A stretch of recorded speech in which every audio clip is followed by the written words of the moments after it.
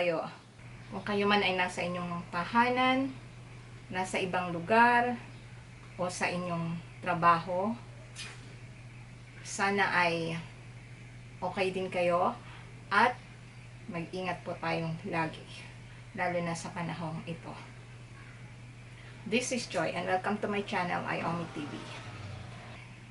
Kanina ay naisipan kong ayusin ang kakaunting groceries namin para i-budget sana para sa mga susunod na araw. Kaya lang, na-discover ko may mga alanganin na pala ang petsa.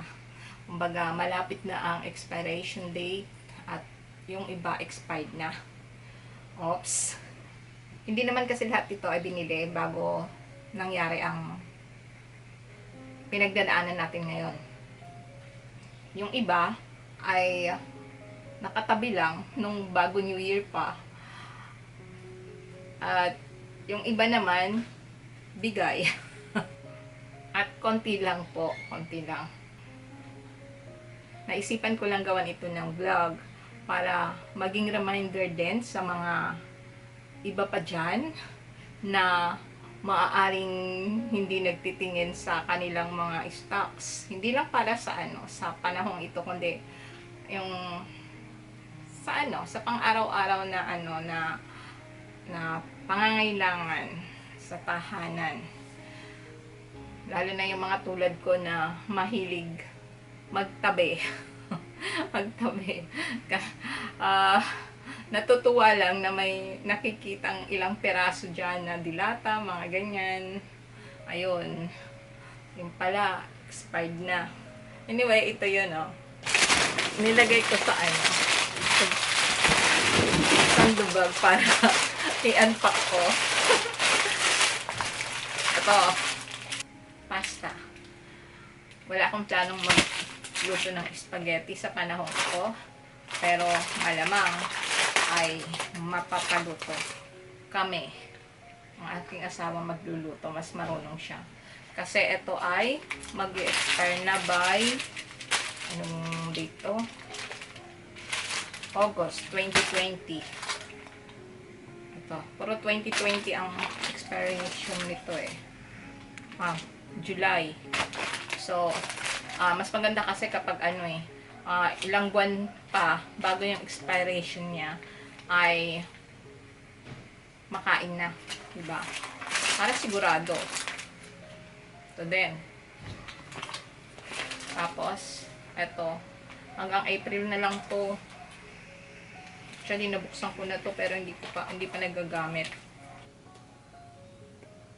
Ayan, April 2020. Kaya, gagawa ako ng gulaman.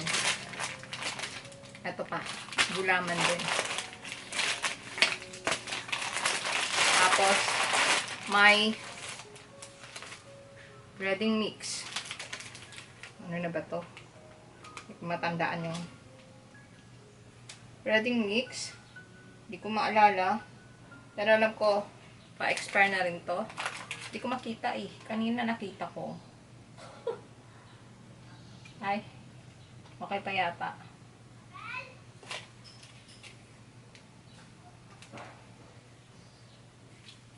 Ayan. Tapos, ito.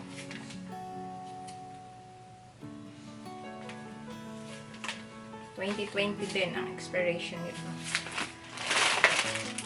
Ito din. Actually, ito ay binili ko lang nitong nakaraan to nung yata March 13 ko binili.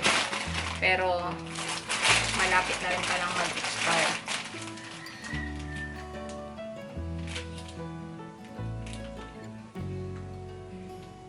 Ito, coconut milk powder. Parang binili ko to bago mag New Year. Tapos ang expiration niya, so ito, coconut milk powder. expired November 2019. So malamang hindi na talaga ito pwede. Delikado. Mamaya ma-food poison ang tao. Ito din. Binili ko din lang nito bago mag-instant bakasyon. Pero ito ay pa-expire na sa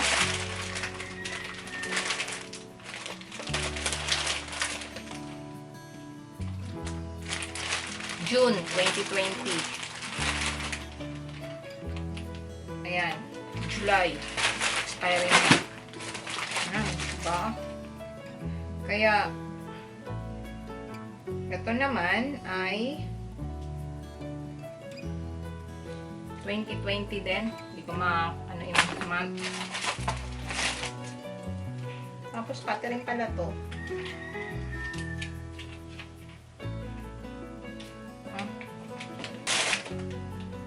Tapos, ito. Kala ko matagal pa ito. Yung pala sa ano na, September 2020. Ilang buwan pa naman. Kaya lang ayaw ko naman yung amount before. Kaya saka i-consume. So, siguro, ayan. Pag wala na kaming maggamit, ayan, i-consume na namin ngayon. Tapos,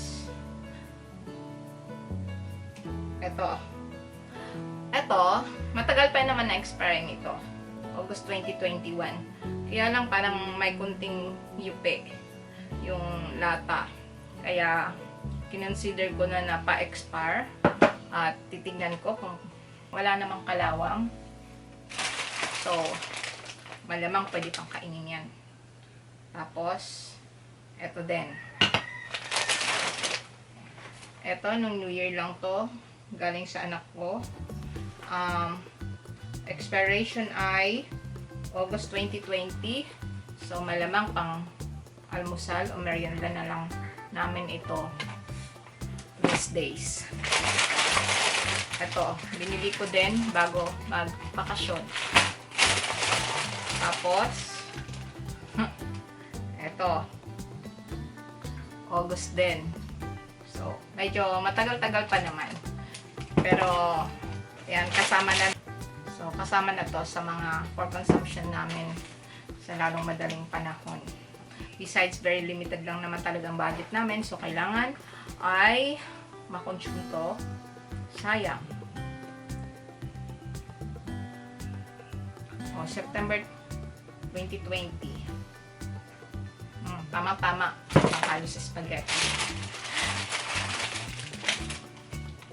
Tapos, eto, maliit lang naman to. Basta 2020 din to.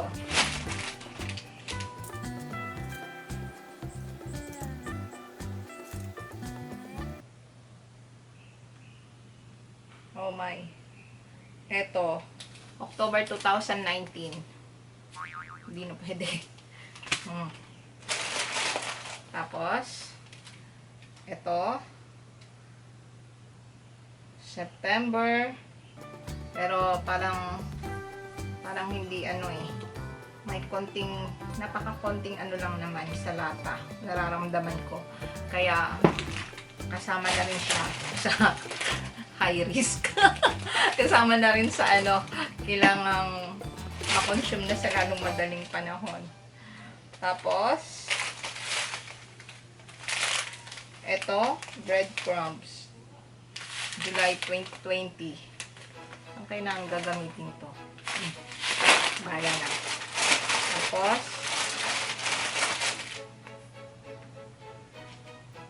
ang gatas. June 2020.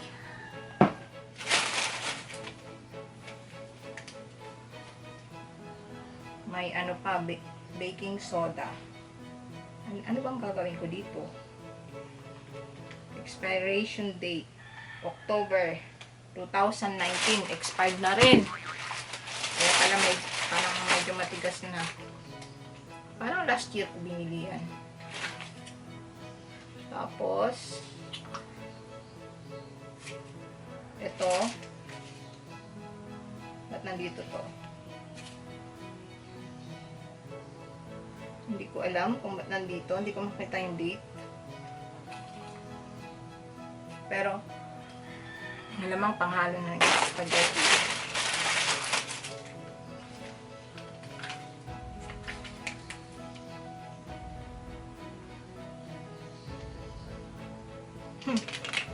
Ito, June 2019. Expired. At, ito. Ang expiration nito ay sa, ano pa, August 6, 2022. So, matagal pa. Kaya lang kasi, at binili lang ito kamakailan ng asawa ko sa grocery bayan. Kaya lang medyo, ano siya, dito sa, hindi ko nga alam eh. Sabi nila, pag nagaganyan ang ano, ang lata, ay, hindi yata ano, advisable ng kainin. Pero check ko pa rin. Sayang eh. So, check ko. Sayang. So, pag hindi naman na pwede sa tao, mayroon namang mga pusa dyan. So, ayan. Aking vlog. Wala lang. Reminder lang po na i-check natin yung mga expiration ng mga binibili nating product para sa ganun ay mas matagal pang maitabi natin. Gaya nung ilan na binili ko, nito lang ay ano na pala, mag-expire na yan itong taon.